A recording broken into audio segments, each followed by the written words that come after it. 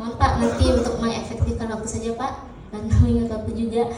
Jadi yang terakhir ini adalah Ketua Umum Forum Nasional Penerima Penghargaan Tertinggi Nugra Jasa Dharma Pustaka Loka, Bapak Baktiar Atat Kusuma, merupakan tokoh literasi penerima penghargaan tertinggi dan juga deklarator nasional Perkumpulan Penulis Profesional Indonesia Pusat.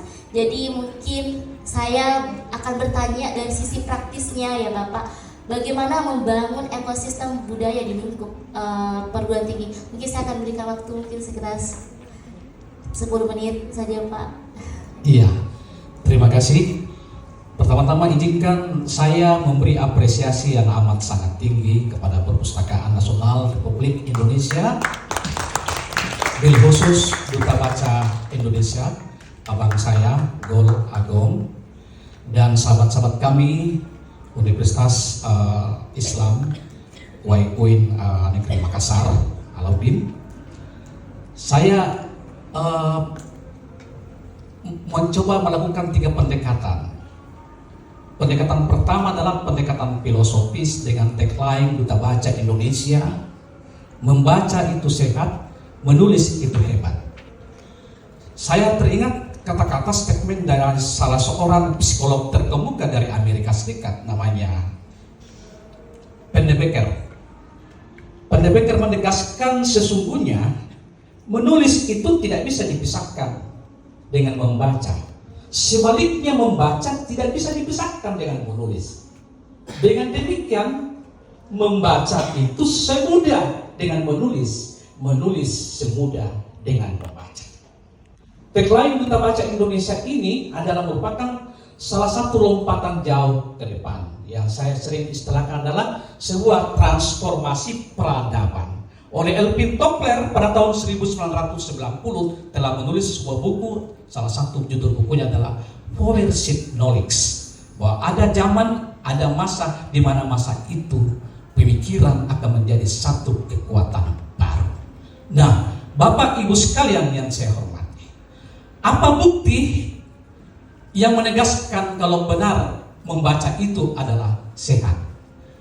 Coba ada salah satu riset yang dilakukan oleh salah satu LSM terkemuka di Inggris yang bergerak di bidang kesehatan masyarakat. Mereka melakukan satu riset dan risetnya mencoba mendatabisasi apakah benar orang yang gemar membaca pada usia remaja, pada usia mahasiswa, pada rentetan usia 70 tahun, 75 tahun akan memberikan efek positif terhadap apa yang mereka baca. Ternyata benar, orang yang gemar membaca pada usia 19 tahun, 35 tahun, maka dia akan terhindar penyakit demensia pada usia 70 tahun dan 75 tahun. Atau sering kita dengar dengan sebuah istilah penyakit tularip. Saya mencoba mempraktekkan dalam dunia nyata. Apakah benar dengan membaca pada usia remaja, pada usia anak-anak, akan terhindar dari penyakit demensia? Saya bertemu dengan salah seorang guru saya di masa SMA, namanya Dr. Hajais Fahrudin, istri daripada Profesor Dr. Insinyur Fahrudin, pendiri Fakultas Pertanian Universitas Sariwangi, mantan Rektor Unhas dan mantan anggota DPR RI. Saya bertanya kepada Ibunda Is Fahrudin, Bu, Ibu udah 75 tahun, tapi dari rumahnya Bukit Baruga bisa mengendarai mobil sendiri, mobil JLS ke salah satu masjid dekat rumahnya, kemudian melakukan perjalanan dari satu majelis taklim ke majelis taklim. Apa kuncinya, Bu? Ibu Is menyebutkan, Tiar, saya dulu adalah alumni sekolah guru agama di Cisadane, Bogor. Dan salah satu kekuatan saya ketika saya masih sekolah di SKA, saya suka baca-baca buku agama. Itulah yang membuat replikasi membaca itu sehingga Ibu Fahrudin di usia 70 tahun almarhumah terhindar dari penyakit demensia, bisa membawa mobil. Karena ternyata menurut Ibu Fahrudin, tahu nggak, membawa mobil itu semua organ tubuh kita manfaatkan. Mata harus tajam, telinga harus tajam, kiri kanan harus kuat, kaki harus kuat. Dan ternyata itulah saya ingin kembali mempertegas bahwa membaca itu adalah sehat. Nah, siapa yang tidak membaca dalam 1 detik, menurut perspektif saya dia adalah sama halnya dengan kembali menjadi manusia-manusia yang buta huruf. Apakah kita mau menjadi manusia-manusia buta huruf? Maka salah satu solutifnya adalah mari kita membudayakan kebudayaan kita. Nah, kemudian izin sedikit lagi, saya ingin mengemukakan satu riset, ya, satu penelitian pada tahun 1904-05. Uni Soviet itu membombardir Jepang. Salah satu pulaunya yang dibombardir adalah Pulau Tsushima. Nah, kita mengenal tentara-tentara Uni Soviet itu sangat lihai, menggunakan peralatan-peralatan amat canggih dari Jerman.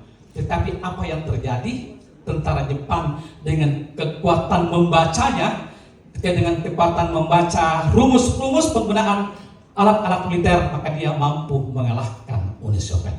Jadi membaca dan menulis dan membaca ibarat dua keping mata uang yang tidak bisa dipisahkan satu dengan lainnya. Terakhir, saya kebetulan menggerakkan ekosistem gerakan membaca dan menulis sejak tahun 1995 sampai hari ini. Dan salah satu sasaran saya adalah menggerakkan pustakawan, guru-guru menulis satu pustakawan menulis satu buku. Contoh, saya di sini ada buku pustakawan, 33 pustakawan menulis satu buku. Kemudian ada pustakawan senior dari Sulawesi Selatan juga kita gerakkan menulis, namanya Asti Jabir, bicara dari hati-hati. Kemudian saya menggerakkan seluruh bupati dan gubernur seluruh Indonesia untuk menulis, Pak. Ini dalam rangka membudayakan kurangnya akses buku-buku berbentuk. Bupati Maros, Kaiji Irsam, kemudian ada ratusan guru-guru bergelar doktor dan profesor di Indonesia, baik di UNEN maupun di UNAS maupun di IAIN Alauddin ini, dan salah satunya adalah ini kita terbitkan. Kemudian guru besar UIN Profesor Dr. Jasrina Malago, kemudian anak-anak pesantren kelas 1 SMA kita dorong menulis buku, anak-anak SD juga kelas 6 kita dorong menulis buku. Ya, kemudian pustakawan senior Indonesia tadi yang bicara yang amat sangat hebat, Dr. Adin Bondar MSc juga menulis buku. Nah, inilah replikasi gerakan bahwa membaca dan menulis tidak bisa dipisahkan. Terima kasih Abanda, Duta Baca Indonesia, mendorong Indonesia gemar membaca dan menulis. Terima kasih. Wassalamualaikum warahmatullahi wabarakatuh.